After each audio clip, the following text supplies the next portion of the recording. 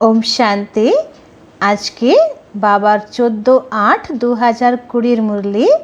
आज के मुरलीते बाबार विशेष महावाक्य आज बाबा आमादेरके ड्रामार उपरे अटेंशन दीते बोलছেন जे तुम्हार आजकेर दिन जेमनই গেল তুমি खूब खुशी হও যে আজকে থেকে 5000 বছর আগেও আজকের দিন এভাবে গিয়েছিল আর 5000 বছর পরেও আবার এরকমই দিন যাবে। তো যা হয়েছে সবটাতে ভালো, মঙ্গল, কল্যাণকারী। তো বাবা বলছেন যে ড্রামার উপরে তোমরা অচল অডল হয়ে থাকো, তাহলে তোমাদের ধারণা, তোমাদের স্থিতি খুব শক্তিশালী হয়ে যাবে। কোনো ব্যাপারে তোমাদের মনের মধ্যে কোনো ডিস্টার্বনেস আসবে না।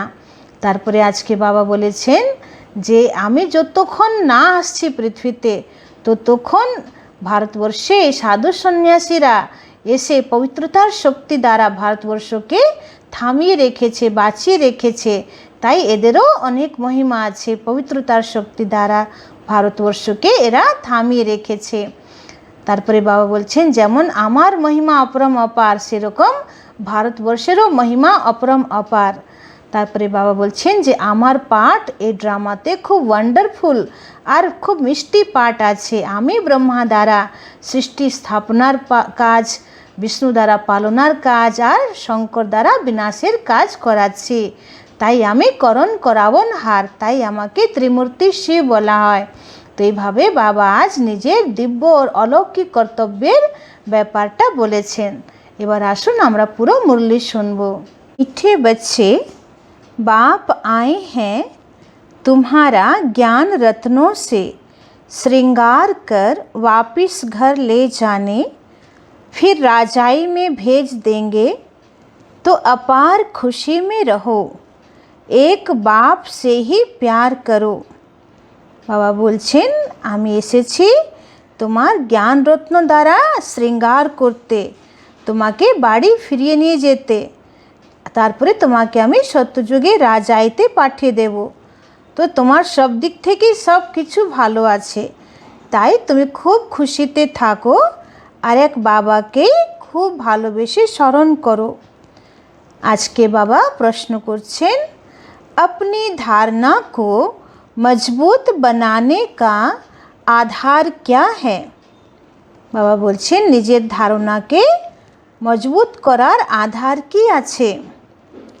बाबा उत्तरे बोलছেন अपनी धारणा को मजबूत बनाने के लिए सदैव यह पक्का करो कि आज के दिन जो पास हुआ अच्छा हुआ, फिर कल्प के बाद होगा। बाबा बोलছেন নিজের ধারণাকে ঠিক রাখার জন্যে বা নিজের স্থিতিকে পাক্কা করার জন্যে সবসময় মনে রাখো যে আজকের দিনটা যেটা গেল এটা খুব ভালো গেল, এবার আজকের এই দিনটা আবার 5000 বছরের পরেই আসবে। তো আজকের এই দিনটাকে খুশি খুশি বিদায় দাও আর সবটাতে কল্যাণ ভেবে নিশ্চিন্ত থাকো।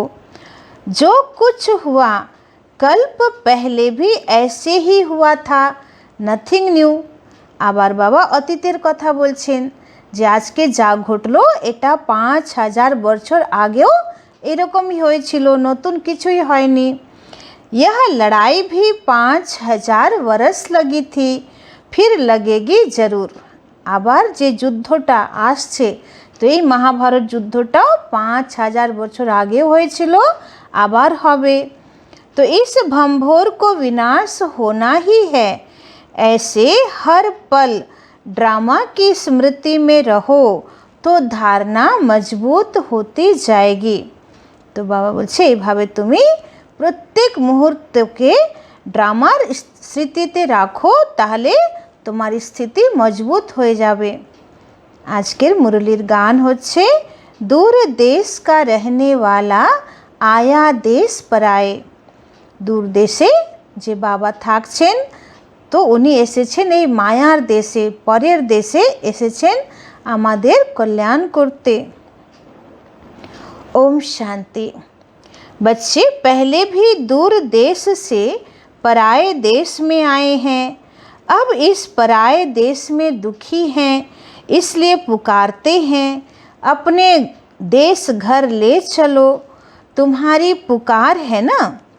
बहुत समय से याद करते आए हो तो बाप भी खुशी से आता है। जानते हैं मैं जाता हूँ बच्चों के पास। बाबा बोलছেন যে তোমরা এই মায়ার রাজ্যে, পরের রাজ্যে কত দুঃখী ছিলে, কত তোমরা বাবাকে ডেকেছো, বাবা এসো। তো অনেক দিনের তোমাদের ডাকে আমি এখন এসেছি। তো আমি যখন আসি খুব খুশি খুশিতে আসি যে এবার যাই আমার বাচ্চাদের কাছে। तो जो बच्चे काम चिता पर बैठ जल गए हैं उन्हों को अपने घर भी ले आऊं और फिर राजाई में भेज दूं। बाबा बोलছেন যে आत्मा যে আমার সন্তান কামচিতাতে বসে একদম ছাই হয়ে গেছে, পুড়ে গেছে, তো তাদেরকে আবার আমি নিজের বাড়ি নিয়ে আসব এবং সত্যযুগ রাজাইতে পাঠিয়ে দেব। उसके लिए ज्ञान से श्रृंगार भी करूं। तो बाबा बोलছে आत्माকে बाबा ज्ञान श्रृंगार করছে। बच्चे भी बाप से जास्ती खुश होने चाहिए ना। बाप जबकि आए हैं तो उनका बन जाना चाहिए, उनको बहुत लव करना चाहिए। बाबा रोज समझाते हैं, आत्मा बात करती है ना। बाबा 5000 वर्ष बाद ड्रामा अनुसार आप आए हैं। हमको बहुत खुशी का खजाना मिल रहा है।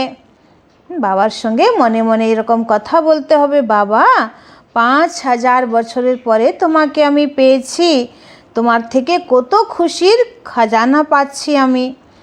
तो बाप आप हमारी झोली भर रहे हैं, हमको अपने घर शांति धाम में ले चलते हैं, फिर राजधानी में भेज देंगे। कितनी अपार खुशी होनी चाहिए। बाप कहते हैं हमको इस पराई राजधानी में ही आना है। बाबा বলছে তোমরা তো নিজের সত্যযুগে চলে যাবে, নিজের রাজত্বে চলে যাবে, কিন্তু আমাকে তো এই মায়ার রাজধানীতে আসতে হয়।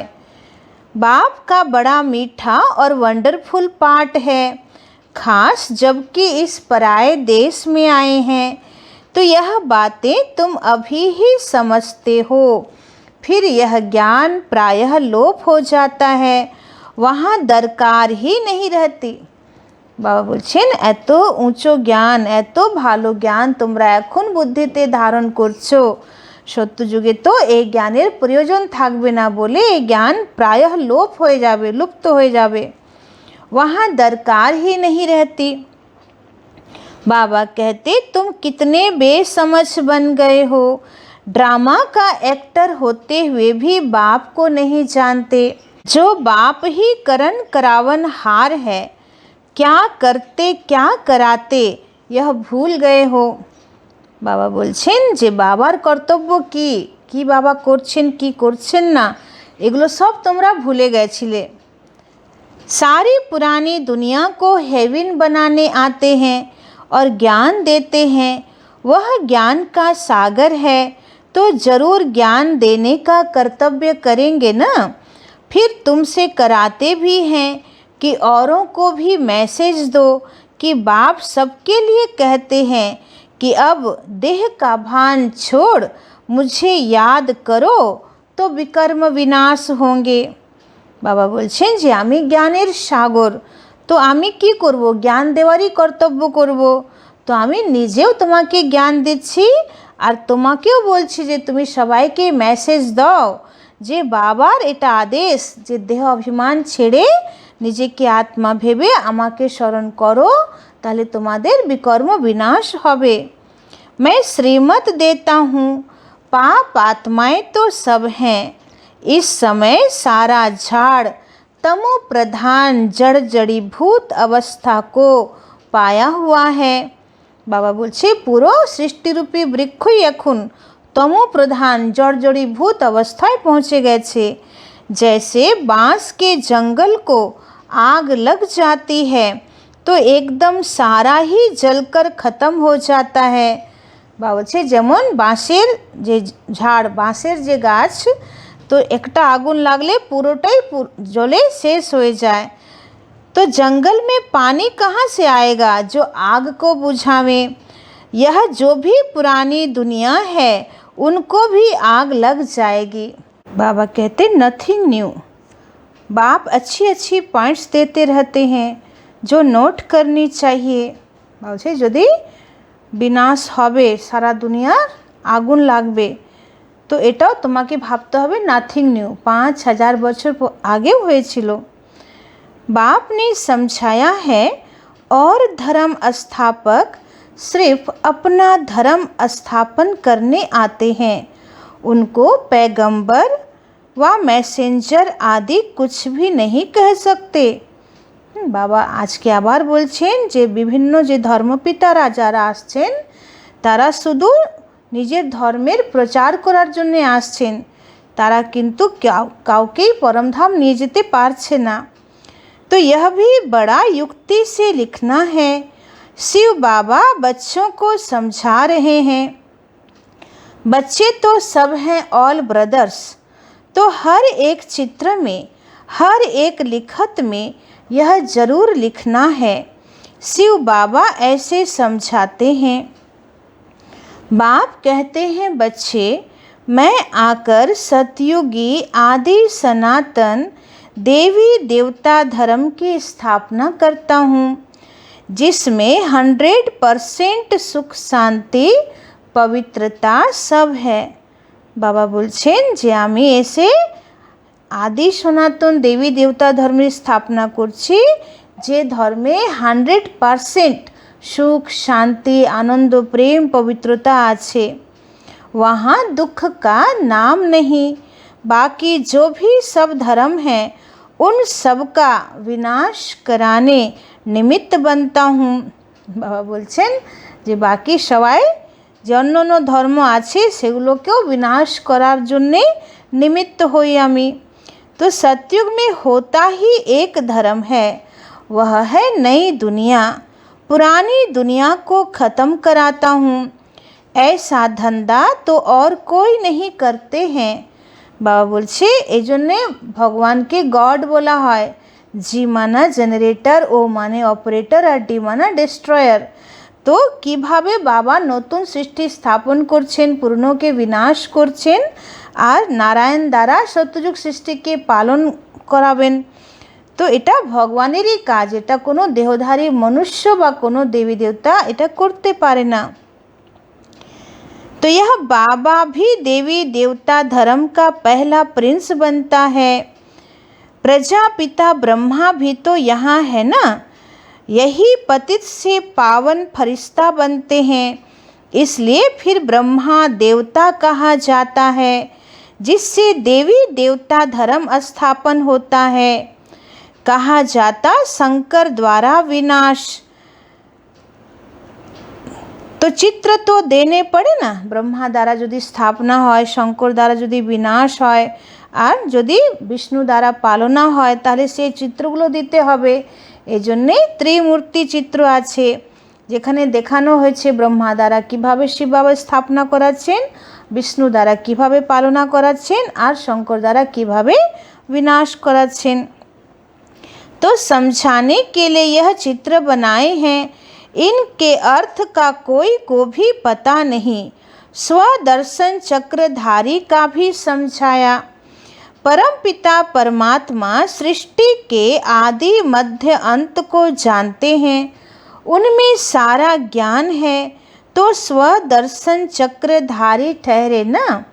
बाबा बोलছেন যে আমি যেহেতু সৃষ্টির আদি মধ্য অন্তকে আমি জানি তাই আমি स्वदर्शन चक्रधारी। जानते हैं हम ही यह ज्ञान सुनाते हैं। बाबा तो ऐसे नहीं कहेंगे कि मुझे कमल फूल समान बनना है। बाबा बोलছেন যে শিব বাবা তো এটা কখনো বলবে না যে আমি কমল ফুল সমান হব। सतयुग में तुम कमल फूल समान ही रहते हो। এটা আমাদের জন্যই ধারণা যে গৃহস্থ জীবনে থেকে এখন পদ্মফুল সমান হতে হবে, তারপরে সত্যযুগে তো আমরা সত্যি করে পদ্মফুল সমান পবিত্র হব। सन्यासियों के लिए यह नहीं कहेंगे, वह तो जंगल में चले जाते हैं।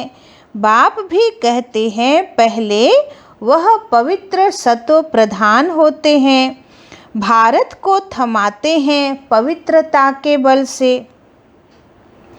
আজকে বাবা সাধু সন্ন্যাসীদের একটু প্রশংসা করছেন যে সাধু সন্ন্যাসীরা এসে কি করছেন, ভারতবর্ষকে পবিত্রতার শক্তি দ্বারা একটু বাঁচিয়ে রাখছে যতক্ষণ বাবা না আসছে। भारत जैसा पवित्र देश और कोई होता नहीं। বাবা বলছেন ভারতের মতন পবিত্র খণ্ড বা পবিত্র দেশ আর কোনো দেশ নেই। जैसे बाप की महिमा है वैसे भारत की भी महिमा है। भारत हैविन था, यह लक्ष्मी नारायण राज्य करते थे, फिर कहाँ गए। बाबा जिज्ञेस करছেন যে লক্ষ্মী নারায়ণের রাজত্ব ছিল, এখন ওরা कोथाय আছে। तो यह अभी तुम जानते हो और किसी की बुद्धि में थोड़े ही होगा कि यह देवताएं 84 जन्म ले फिर पुजारी बनते हैं। বাবা বলছে আর কেউ জানে না যে দেবী দেবতারাই এখন 84 জন্ম নিয়ে এখন সাধারণ হয়ে গেছে। अभी तुमको सारा ज्ञान है, हम अभी पूज्य देवी देवता बनते हैं, फिर पुजारी मनुष्य बनेंगे। मनुष्य तो मनुष्य ही होता है। यह जो चित्र किस्म किस्म के बनाते हैं ऐसे कोई मनुष्य होते नहीं। यह सब भक्ति मार्ग के ढेर चित्र हैं। बाबा बोलছেন যে বিভিন্ন যে দেবী দেবতাদের নানান রকম চেহারা দেখানো হয়, কারো 4টে হাত, কারো 3টে মুখ, কারো 10টা হাত। তো এই বিভিন্ন রকম যে আকৃতি দিয়ে দিয়েছে দেবী দেবতাদের, তো এরকম কোনো মানুষ হয় না। तुम्हारा ज्ञान तो है गुप्त, यह ज्ञान सब नहीं लेंगे। जो इस देवी देवता धर्म के पत्ते होंगे वही लेंगे, बाकी जो औरों को मानने वाले हैं वह सुनेंगे नहीं। বলছে যারা অন্য অন্য ধর্মকে মানে বা বিভিন্ন গুরু গোসাইকে মানে তারা তোমাদের এই জ্ঞান শুনবেই না। जो शिव और देवताओं की भक्ति करते हैं वही आएंगे। যারা শিব বাবা বা রাধা কৃষ্ণ লক্ষ্মী नारायण राम सीतार पूजो करे ताराई आसबे। तो पहले पहले मेरी भी पूजा करते हैं, फिर पुजारी बन अपनी भी पूजा करते हैं। तो अब खुशी होती है कि हम पूज्य से पुजारी बने, अब फिर पूज्य बनते हैं। कितनी खुशियाँ मनाते हैं। यहाँ तो अल्पकाल के लिए खुशी मनाते हैं। তো বলছে তোমাদের মনে খুশি আছে যে আমরাই পূজ্য ছিলাম, আমরা এখন পূজারি হয়েছি, আবার আমরাই পূজ্য হচ্ছি। তো বাবা বলছে কত খুশি পালন করা উচিত। वहाँ तो तुमको सदैव खुशी रहती है। दीप माला आदि लक्ष्मी को बुलाने के लिए नहीं होती है। বলছে সত্যযুগের দীপাবলি লক্ষ্মীকে আবাহন করার জন্যে হবে না। दीपमाला होती है কারোনেশন पर। সেখানে দীপাবলির যে উৎসব হবে সেটা হবে যেদিন লক্ষ্মী নারায়ণের রাজ্য অভিষেক হবে, সেই দিনকেই দীপমালা বলে বা দীপাবলি বলে পালন করা হবে। तो बाकी इस समय जो उत्सव मनाए जाते हैं वह वहाँ नहीं होते। বলছে এখানে যে উৎসব পালন করা হচ্ছে যেমন রাখি, জন্মাষ্টমী, বিজয়া দশমী, কালী পুজো, লক্ষ্মী পুজো, দুর্গা পুজো, বাবা বলছে শিবরাত্রি, এসব উৎসব সত্যযুগে হবে না। वहाँ तो सुख ही सुख है। यह एक ही समय है जबकि तुम आदि मध्य अंत को जानते हो। यह सब पॉइंट्स लिखो। सन्यासियों का है हठ योग, यह है राजयोग। बाबा कहते एक एक पेज में जहाँ तहाँ शिव बाबा का नाम जरूर हो।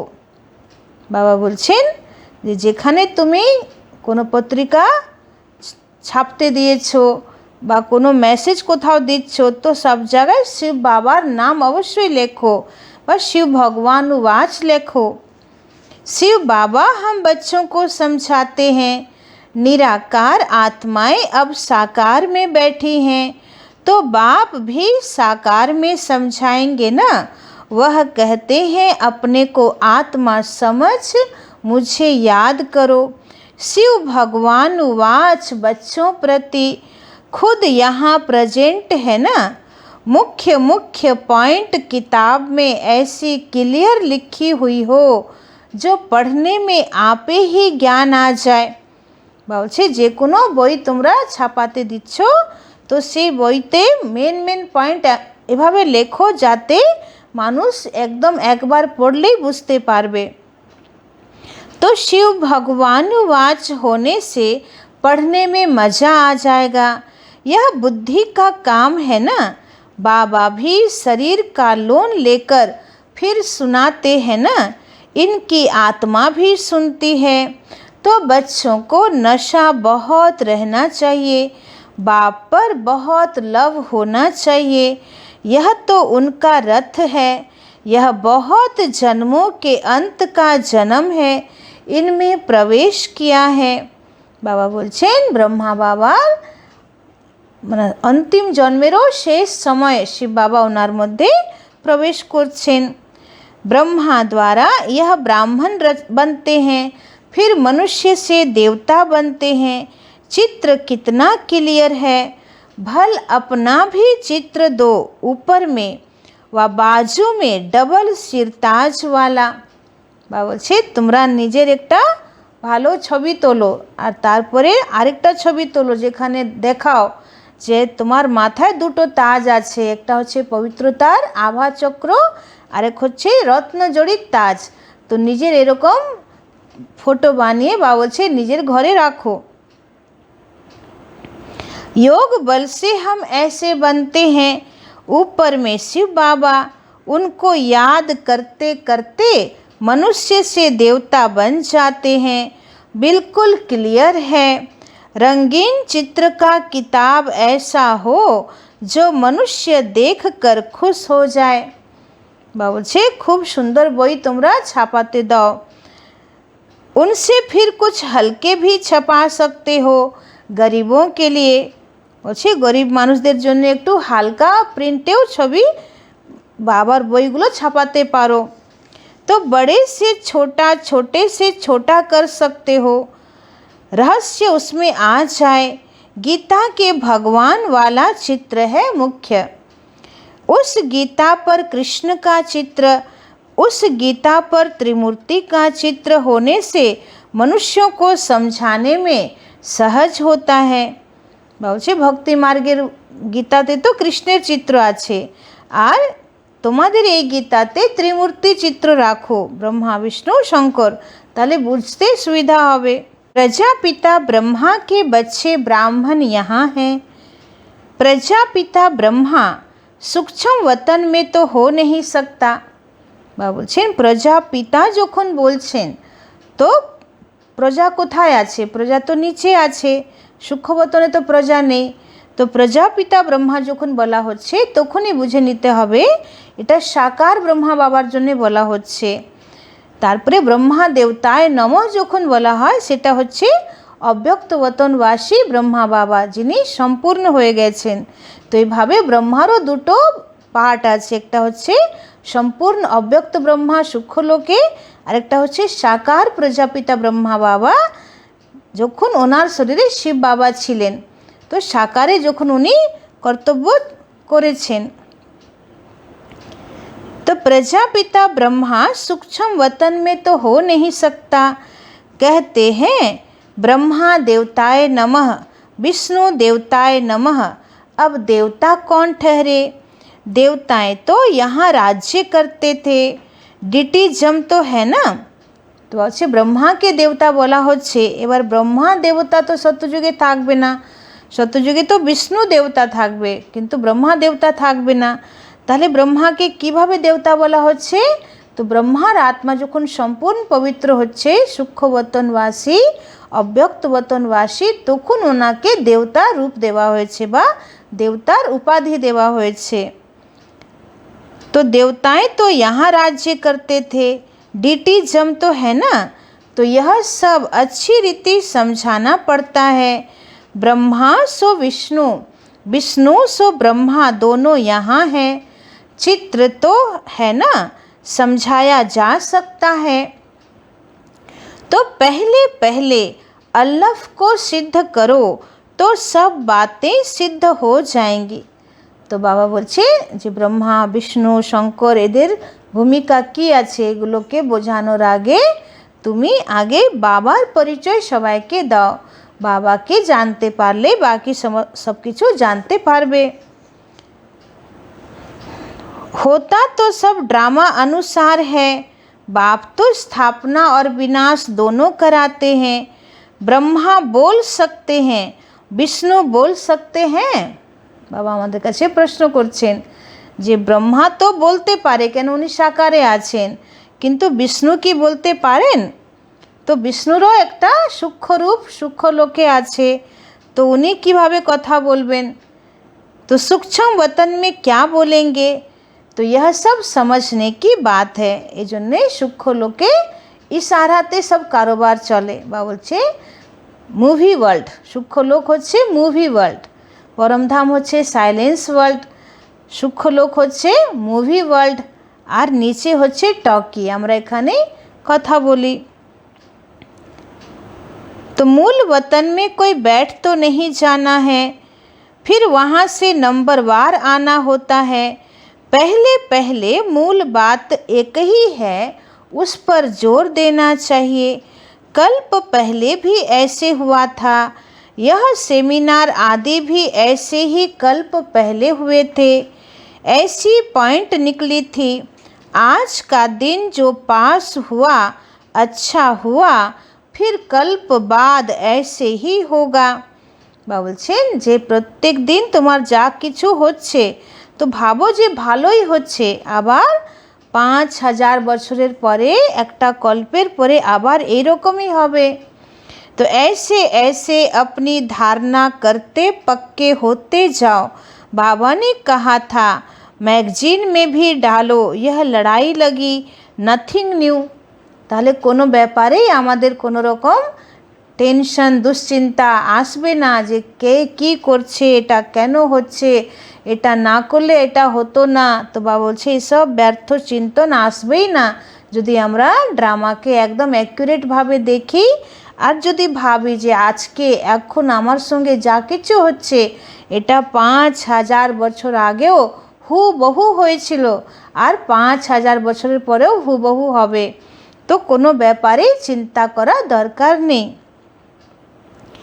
तो 5000 वर्ष पहले भी ऐसे हुआ था, तो यह बातें तुम ही समझते हो, बाहर वाले समझ न सकें। सिर्फ कहेंगे बातें तो वंडरफुल है, अच्छा कभी जाकर समझ लेंगे। शिव भगवान वाच बच्चों प्रति, ऐसे ऐसे अक्षर होंगे तो आकर समझेंगे भी। नाम लिखा हुआ है प्रजापिता ब्रह्मा कुमार कुमारियाँ। प्रजापिता ब्रह्मा से ही ब्राह्मण रचते हैं। ब्राह्मण देवी देवताए नमः कहते हैं ना, कौन से ब्राह्मण? तुम ब्राह्मणों को भी समझा सकते हो ब्रह्मा की औलाद कौन है। बाबा बोलছে যে তোমরা লৌকিকে যে ব্রাহ্মণ তাকেও গিয়ে বোঝাও যে ব্রহ্মার সন্তান কারা। এখন আমরা হচ্ছি डायरेक्ट ब्रह्मार संतान। तो प्रजापिता ब्रह्मा के इतने बच्चे हैं तो ज़रूर यहाँ एडाप्ट होते होंगे। जो अपने कुल के होंगे वही अच्छी रीति समझेंगे। तुम तो बाप के बच्चे हो गए, तो बाप ब्रह्मा को भी एडाप्ट करते हैं, नहीं तो शरीर वाली चीज़ आई कहाँ से। ब्राह्मण इन बातों को समझेंगे, सन्यासी नहीं समझेंगे। अजमेर में ब्राह्मण होते हैं और हरिद्वार में सन्यासी ही सन्यासी हैं। बाबा बोलছেন যে আজমেরে প্রচুর ব্রাহ্মণ, যেহেতু ওখানে ব্রহ্মার মন্দির আছে তো প্রচুর ব্রাহ্মণ, আর হরিদ্বারে সন্ন্যাসীদেরকে দেখানো হয়েছে, অনেক সন্ন্যাসী আছে হরিদ্বারে। पंडे ब्राह्मण होते हैं, परंतु वह तो भूखे होते हैं। बोलो, तुम अभी जिस्मानी पंडे हो, अब रूहानी पंडे बनो। बाबा बोलছেন যে গিয়ে ব্রাহ্মণদেরকে বলো যে তোমরা এখন जिस्मानी पांडा, तारपरे তোমরা এখন रूहानी पांडा हो। तुम्हारा भी नाम पंडा है, पांडव सेना को भी समझते नहीं है। बाबा है पांडवों का सिर मोर। बाबा বলছে যে পাণ্ডব সেনা এখন তোমরাই, আর আমি হচ্ছি পাণ্ডবদের একদম हेड। तो कहते हैं बच्चे मामेकम याद करो तो विकर्म विनाश होंगे और चले जाएंगे अपने घर।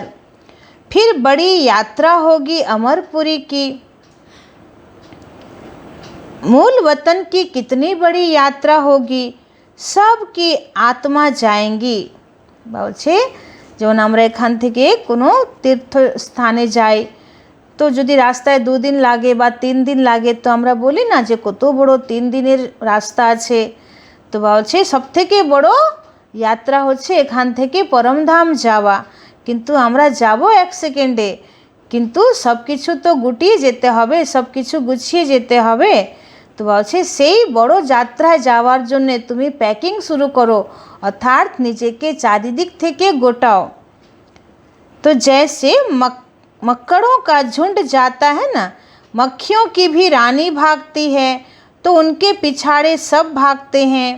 वंडर है ना, যেমন মৌমাছিদের রানী যেখানে যেখানে যাবে পুরো মৌমাছির দল সেখানেই যাবে। তো বাবা সেরকম বলছে যে আমি পরমধাম যখন যাব, তো আমার সঙ্গে সঙ্গে তোমরা সব আমার सब ब्राइड ग्रूमগুলো संगे संगे जावे। सब आत्माएं भी मच्छरों मिसल जाएंगी। शिव की बारात है ना, तुम सब हो ब्राइड्स, मैं तुम्हारा ब्राइड ग्रूम आया हूँ सबको ले जाने। বলছে এটাই হচ্ছে আসল শিবের বারাত, যখন সব আত্মারূপী পার্বতী বাবার সঙ্গে যাবে এবং তার সাথে সাথে পুরো বিশ্বের আত্মাগুলোও যাবে, যেটা বড় বারাত। तो मैं ब्राइड ग्रूम आया हूँ सबको ले जाने। तुम छीछी हो गए हो, इसलिए श्रृंगार कर साथ ले जाऊँगा। जो श्रृंगार नहीं करेंगे तो सज़ा खाएंगे, जाना तो है ही। काशी कलवट में भी मनुष्य मरते हैं तो सेकंड में कितनी सजाएं भोग लेते हैं। आगे काशी একটা কুয়ো ছিল যেখানে বিভিন্ন রকম ধারে তলোয়ারগুলো লাগানো ছিল। তো মানুষ যারা আত্মহত্যা করতে চাইতো তো সেখানে লাফাতো, তো খুব টুকরো টুকরো হয়ে তার শরীরের সে মানুষটা প্রাণ ছাড়তো। তো সেটাও কত কঠোর শাস্তি। मनुष्य चिल्लाते रहते हैं यह भी ऐसे है, समझते हैं हम जैसे कि जन्म जन्मांतर का दुख सजा भोग रहा हूँ। वह दुख की फीलिंग ऐसी आती है, जन्म जन्मांतरों के पापों की सज़ा मिलती है। जितनी सज़ा खाएंगे उतना पद कम हो जाएगा।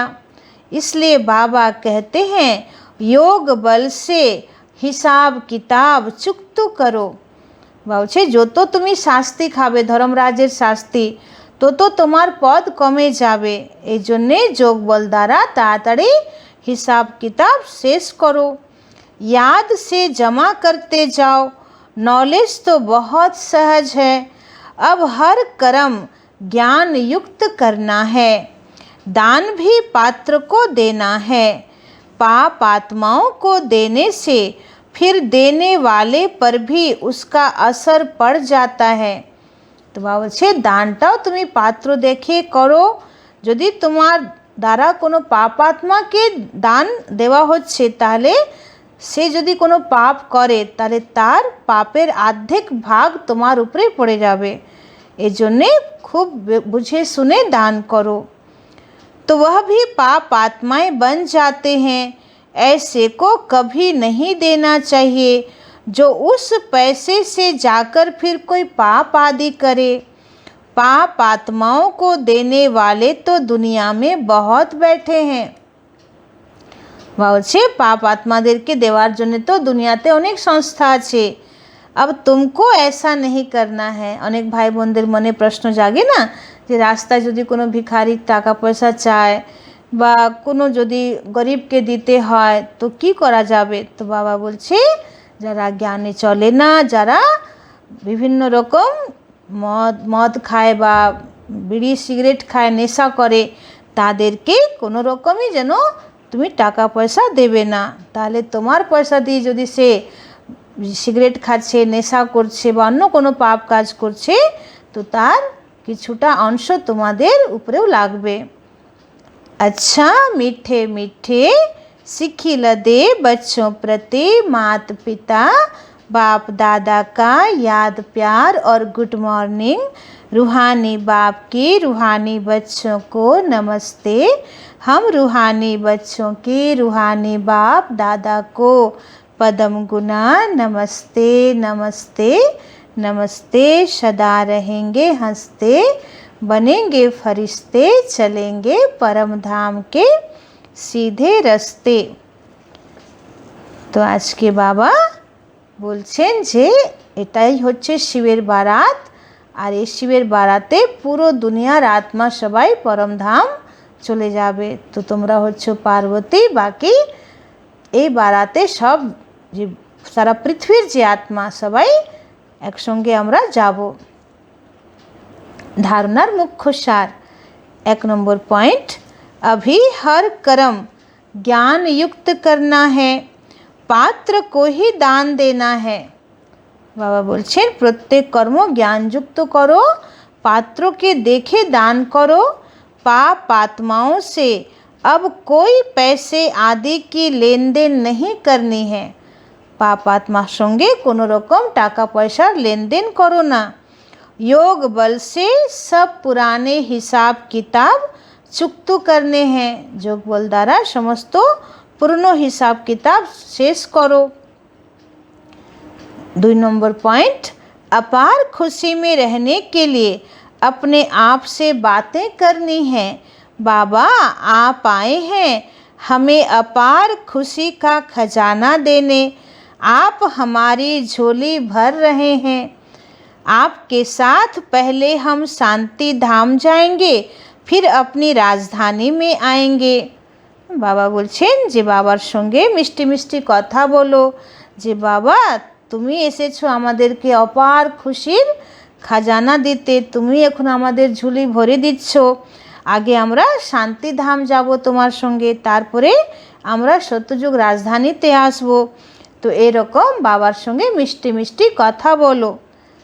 एबार आजकेर वरदान, कल्प कल्प के विजय की स्मृति के आधार पर माया दुश्मन का आवाहन करने वाले महावीर विजयी भव।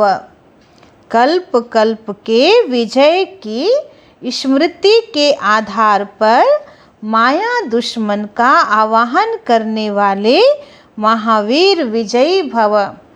बाबा বলছে সবসময় মনে রাখো যে আমি তো কল্প কল্পের বিজয়ী আত্মা। তো এই স্মৃতিতে তুমি খুব শক্তিশালী হয়ে মায়া শত্রুকে আহ্বান জানাও যে মায়া আসো দেখি তুমি কতটা শক্তিশালী।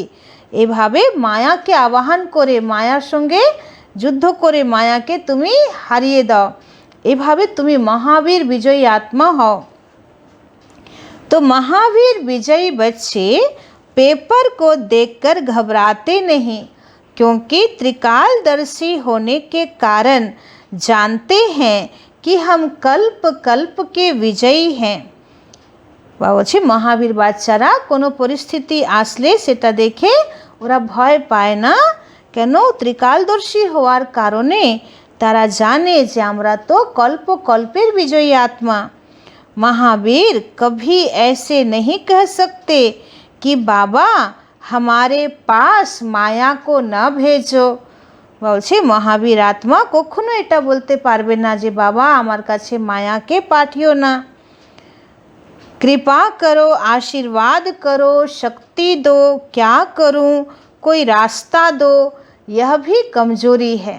বলছে এই ধরনের ভাষা বলা যে কৃপা করো, আশীর্বাদ করো, শক্তি দাও, কি করব বুঝতে পারছি না, রাস্তা দেখিয়ে দাও, তো এই সমস্ত কথা বলাও এটা একটা কমজোরি। महावीर तो दुश्मन का आवाहन करते हैं।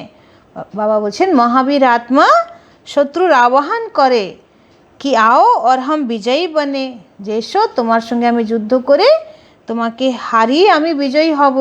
আজকের স্লোগান समय की सूचना है, समान बनो संपन्न बनो। বাবা বলছে সময় তোমাকে বারবার সূচনা দিচ্ছে যে তাড়াতাড়ি বাবার সমান হও আর সম্পন্ন হও। ওম শান্তি।